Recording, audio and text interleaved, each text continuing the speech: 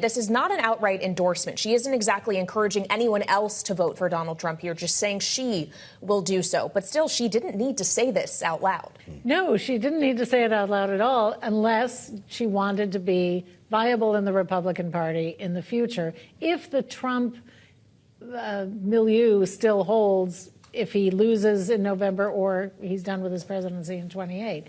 It's very surprising, though, because in debate after debate after debate during the Republican primaries last year and early this year, all you heard from Nikki Haley was, I was his UN ambassador. I'm telling you he's dangerous. It's a dangerous world out there. We can't have a man like that in the White House.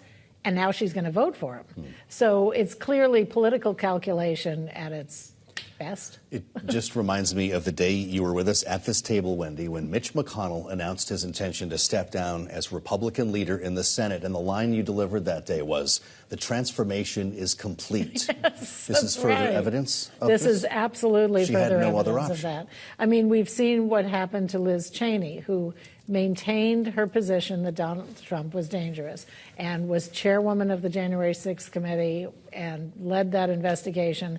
And she is effectively canceled by her own party, just by, her family heritage as true Republicans and all of that. So that's what, so she's literally out in the wilderness in Wyoming, and Nikki Haley obviously still wants to be part of the game, and this is what it takes.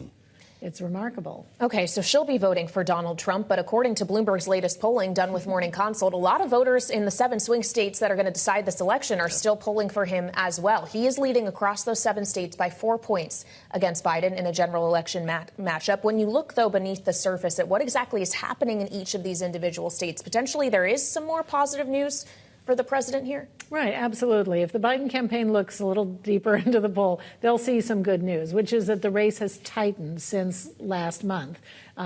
Trump was leading by 6 points in our April poll. He is now leading by 4 points. And what the poll showed is that we have a question that asks, have you seen, read, or heard anything about Donald Trump, Joe Biden, other people? And on Donald Trump, 65% said they had seen negative news about him recently. And when we dug into what negative news they saw, it was about the trial. So the coverage of the trial relating to how he handled hush money payments to Stormy Daniels, that trial has had an impact, we believe, on the race, making people feel a little more squishy about voting for Trump.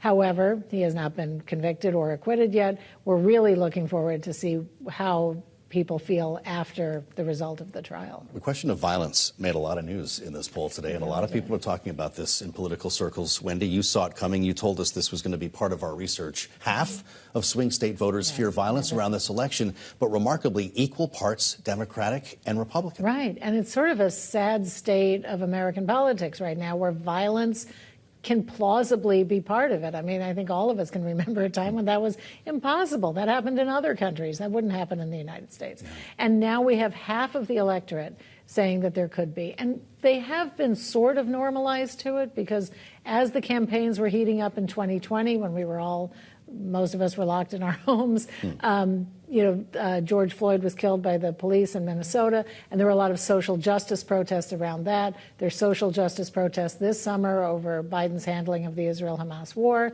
And then on top of that, there was the horrors of January 6th.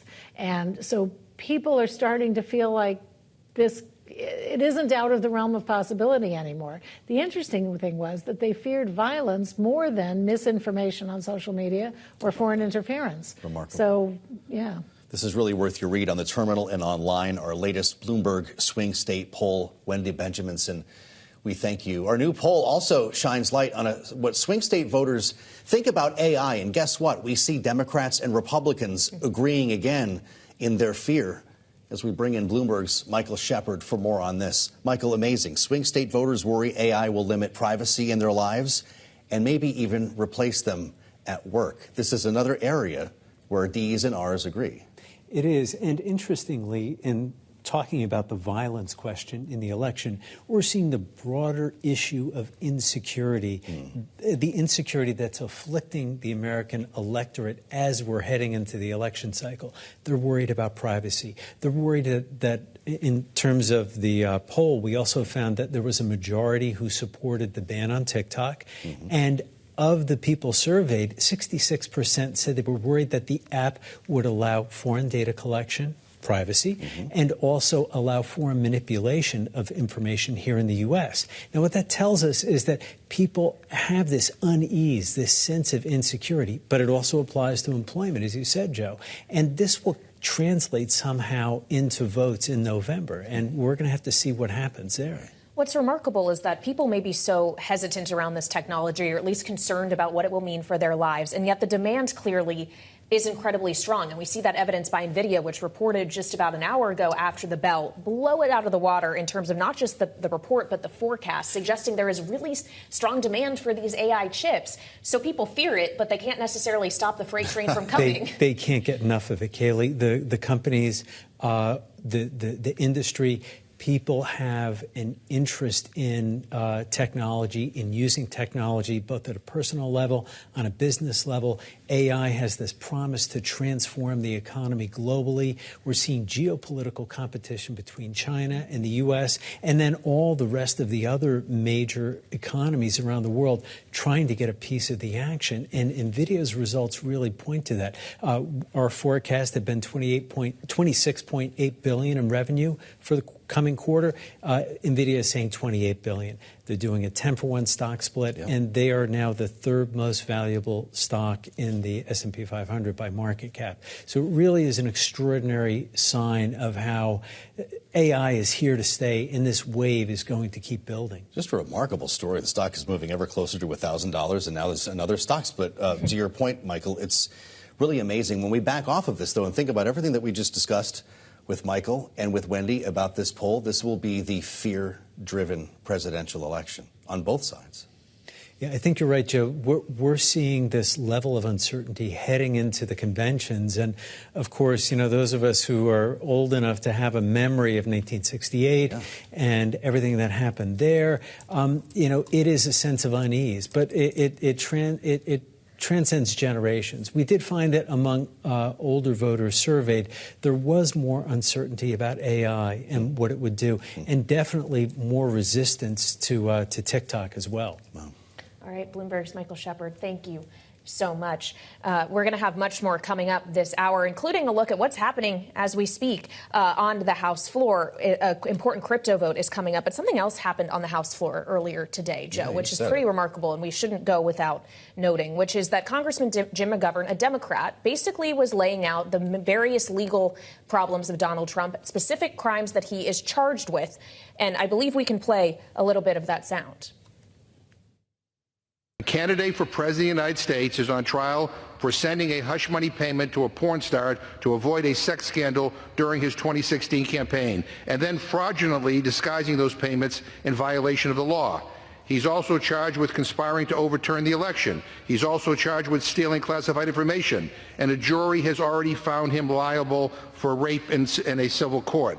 And yet, in this Republican-controlled House, it's okay to talk about the trial, but you have to call it a sham. You take down his words. It's okay to say the jury is rigged. Mr. Speaker, I demand that his words be taken down. It's okay to say the court is corrupt. Gentleman will suspend. But not. And those words, in fact, were taken down. They were stricken from the record. And we want to bring Wendy Benjaminson back in on this because, Wendy, all I heard there is fact. He is charged with those crimes. He could be reading from public documents, from public court documents. And we have heard Republicans in the House or the Senate say much worse things, that there are opinions about Joe Biden.